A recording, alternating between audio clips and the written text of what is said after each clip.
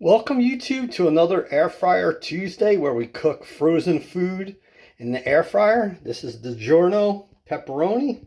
Let's open it up and get started. Alright YouTube, so this is that personal pizza.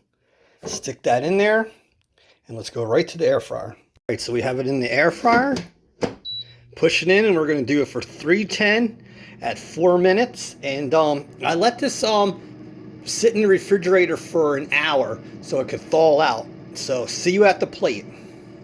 Alright YouTube, so there it is. That's the pizza. It's stuffed crust. So let's cut it open and see. I just have to let it cool down for a second. Alright YouTube, so this is it. Look at that stuffed crust.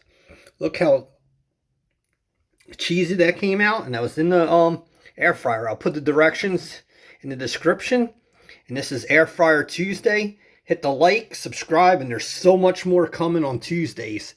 But this is like way too hot to like kind of touch. I can try to do it, but look at this. Look how good that is. Talk to you soon. Dan Soy Cook. Bye-bye.